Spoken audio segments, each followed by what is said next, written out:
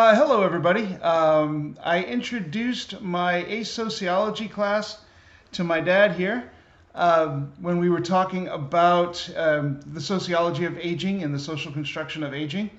And a bunch of people had some questions for him. So we're going to go through some of those questions and get those best and answers we can. And you ready? Yep. All right. All right. So I think we should just probably start with you introducing yourself. Well, my name is Joseph Andosia, and I suppose that's all the introduction I need. Okay.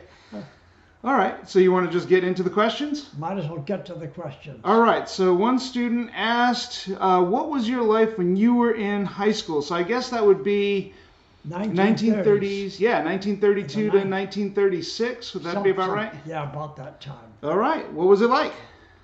Well, it was just about the same as I guess today, because when you're young, you're young. It doesn't matter what the period of time; it's still youth. Mm-hmm. So we did the youthful things. Like what? Like we dated for one thing, and a lot of times we got into mischief. What kind of mischief? Yeah, just young teenage mischief. The average teenage mischief. Average teenage mischief. Okay. Yeah. What else? What was it like? So what kind of average teenage mischief would you have gotten into? I'm sure that's going to be a curiosity.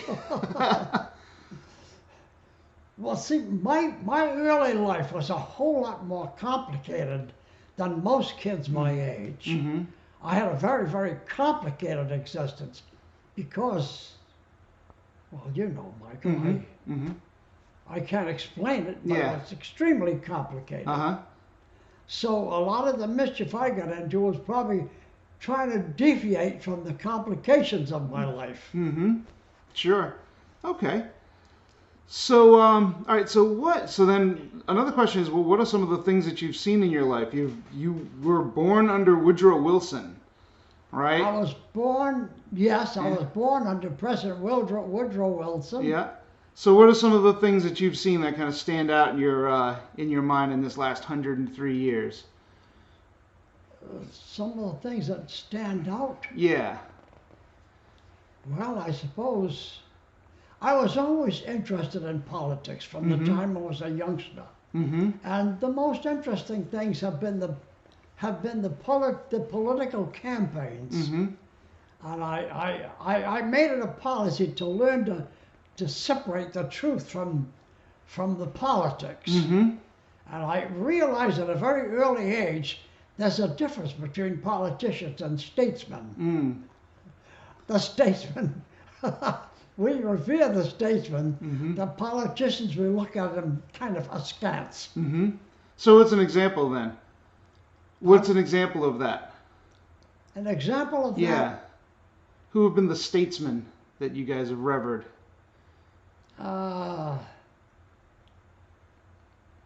Well, for one thing, I can't quite get onto this one. Yeah. Well. So what were some of these political campaigns that you're talking about? Which one ones? of the biggest political campaigns was the campaign of Franklin D. Roosevelt against Herbert Hoover, who was a very disliked president. Of course, that was in the middle of the Great Depression. And President Hoover was on, of course, people got on radio at that time because radio was quite popular. And most of what he delivered over the radio was prosperity is just around the corner. And of course, the people got sick of hearing that. Yeah. So when Roosevelt ran for president, it was a landslide because not only was he extremely popular, but the president was extremely unpopular. So was Roosevelt a statesman or a politician? He was a complication of statesman and politician. Yeah, I guess they all are to a certain extent. Yeah. All right. So what else? What else have you seen? I've seen great changes in the way people recognize one another. Like, what do you mean? Well, Well, and see, back in my day, when I was in my teens, everybody had a front porch. And on the warm evenings, people would sit on the porch. We all had a glider on the front porch. And every time a neighbor would go by, we would talk. Mm-hmm. And this is different from today because you never see your neighbors. You never talk to your neighbors except on rare occasions. Yeah. So life was a whole lot more gratifying. Mm. Yeah. Okay. All righty. So, so then another student asked, what are some hardships that you've had to overcome, and then asked, how did you overcome them? I think that's the question that is also being begged. So, what are some hardships Oh, that this you've is had a to? tough question. Yeah. How did your family do during the Depression? How did you handle the Depression? Well, see, during the Depression, my father was a textile printer. Mm-hmm. Now, textile printers were highly paid people, Mm-hmm. especially in his case because he could print more colors on one Mm-hmm. piece of cloth than other printers. Right. So he was a very highly paid man, and at a very early age, we were what you would call well-to-do. So you did okay during the We did during very the well. Depression. Okay. This is during the Depression. Yeah. We did better than most of our neighbors. So what about your larger family? They didn't all have the same benefits. How did you guys handle that? The family, Mm-hmm. Your larger family, yeah, your Well, extended family. yeah, well, some of them were, well, we used to help, my mother and father Mm-hmm. helped our relatives quite a Mhm. bit. Yeah. As a matter of fact, one of my aunts wanted to open up kind of a store to get Mhm. out. Her husband had passed away, and my father loaned her the money to get the store going. Mm-hmm. So this is one of the many ways we helped. Right. And we also helped the neighbors. Yeah. My mother used to make huge batches of old-fashioned donuts. Mm-hmm. They're the hard kind. Right. Yeah. And she figured a donut is not good for you, Mm-hmm. really, Mm-hmm. but it's better than going hungry. Mm-hmm. And it's nourishing enough for people who don't have anything.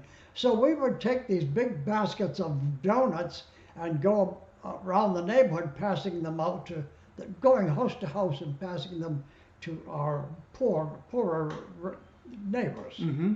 Good.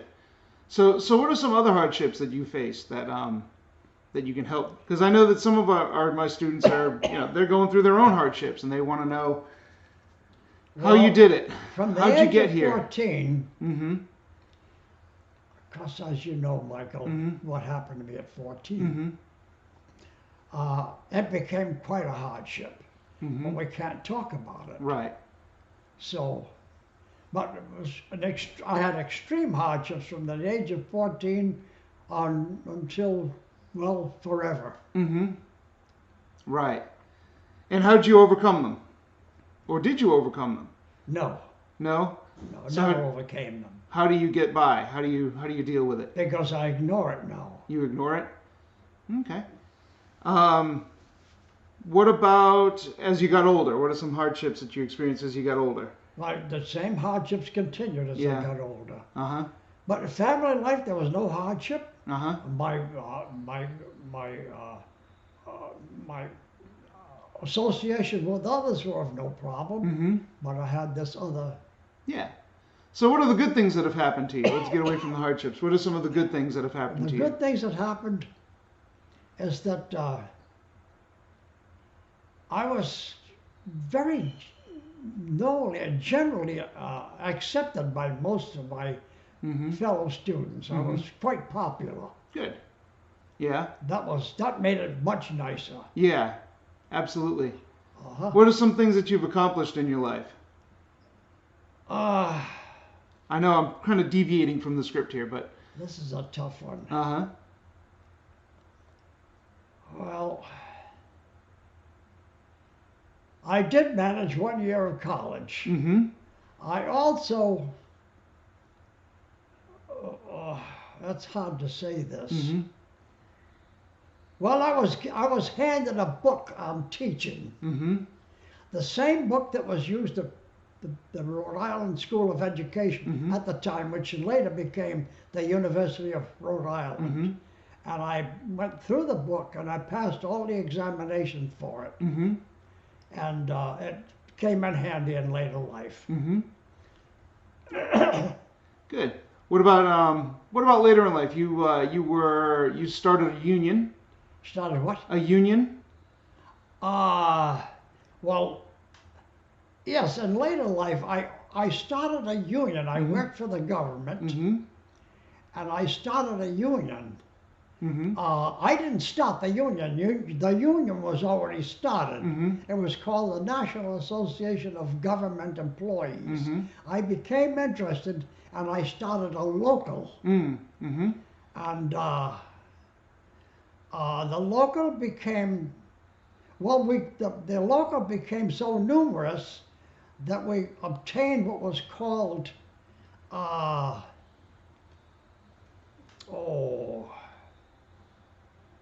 the heck was it called now?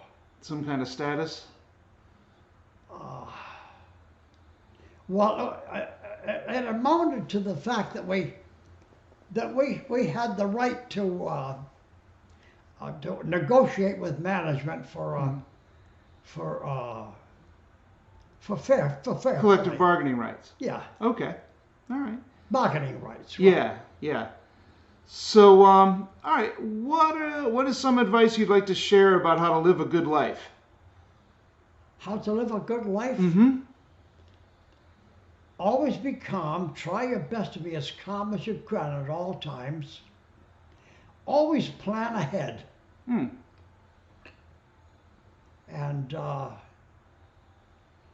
And maintain a good sense of humor, no matter what. No matter what. How do you stay calm?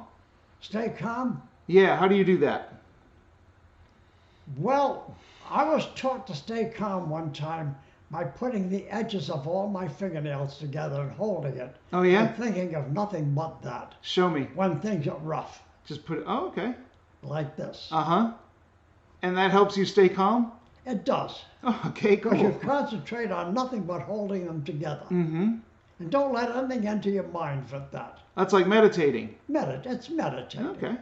All right. What are some ways that the world is a better place now than it was when you were in high school? What are some ways that the world is a better place now than it was when you were in high school? Well, technology, for one thing, has made the world a whole lot different and better place. Yeah, there's a question on technology in just a minute. There's a question on technology in just a minute. I see. Yeah, what else? Let's see now.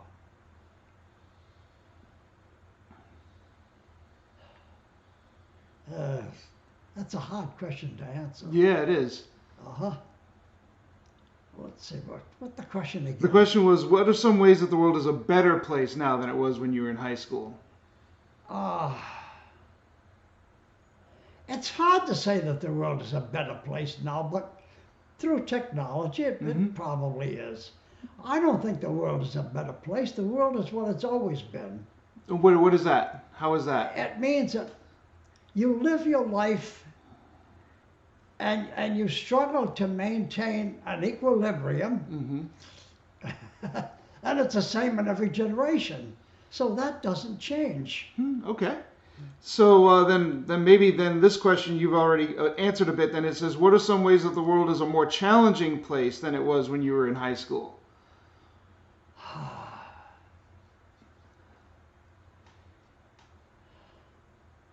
I don't know that the world is a more challenging place. So the same answer as before. It's the same as the previous answer. Your world is what you make of it, and you're going to make of it no matter what. Okay. If you don't, you're in trouble. Okay. You make it what it is. Your world is what you are. That's cool. So what is the most important thing that you want these young people to know about life? About life? Life can be gracious, it can be difficult, it can be annoying, and it can be awful. But you take life as it comes. you prepare yourself to face any eventuality. And if you do that, you won't have to worry about what life becomes. How do you do that? How do you prepare yourself to face every eventuality? You just look to the future and say, well, in the simplest terms, to hell with it, I'm going to go through it. Mm-hmm. It's like a deep hole, and you're going to go through that, a tunnel rather, and you're going to go through that tunnel, even if it is too tight to fit through. You're going through it, and you make up your mind to do that, and if you do that, you won't have too many problems. Okay. Or you'll be able to face all of your problems and conquer them. Okay. All right. So then here's the technology. It says, how do you feel about all of the technological changes that have taken place in your life? So you started off, you were talking this morning about how when you were young, there were just as many horses and carriages on the roads as there are cars. Yeah. Right? And now we're talking about we're landing robots on Mars. So how do you feel about these technological changes? I think the technological changes are great. The worst change we've had is the computer. Why? Why is that the worst? Because it has destroyed individualism. What do you mean? It destroyed mostly anonymity. Mm-hmm. Your anonymity is probably lost with the computer. Mm-hmm. So how do we deal with that? You deal with, well, you face it like you do with the rest of life. You just say, this is a situation I'm in, and I'm gonna go through it. And what are some technological changes that you like?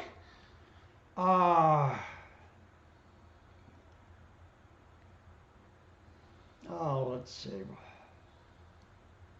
Well, actually, I like all of the technological changes because I'm scientific minded to begin with. Except the computer. Except the computer. But that's something we accept. Yeah. All right. So here's one. What's the earliest thing that you can remember? The earliest thing I can remember, believe it or not, I remember being pushed in a carriage, and it was a night of a full moon. We were walking home from a visit to a relative. In those days, everybody walked to relatives to and fro. And we were on the way home, and I remember I was so impressed with that full moon. I kept studying it, and I wondered why, no matter where we went, it followed us. Yeah. And that's my first impression of. Wow. All right. Now, and also a lot of the people who submitted questions are teenage boys. So one of our young gentlemen asked, what is your best pickup line? I don't believe I ever had a pickup line. Oh yeah. I was more like what you would say a girl magnet. You were a chick magnet. How'd you do that? Chick magnet, I guess you call it. Yeah. How'd you do that? The girls used to take to me for some reason. As a matter of fact, I had certain male friends that hung with me simply because I was a female magnet. All right. By the way, that's a nickname they gave me, female magnet. So, all right. Well, so what is there anything else that you'd like these kids to know before we sign off? Before we sign off, it would be nice to know that life is ever changing, and if you change with it, it'll be like running on a greased floor. You just go along. You just go along. All right. Well, I think that's all the questions that I have. If I get any more questions, we'll do a part 2. How's that sound? Good enough. Fine. All right. Fantastic. All right. Okay. I guess hope there's satisfactory answers. Oh yeah, I'm sure they are. All right. Signing off.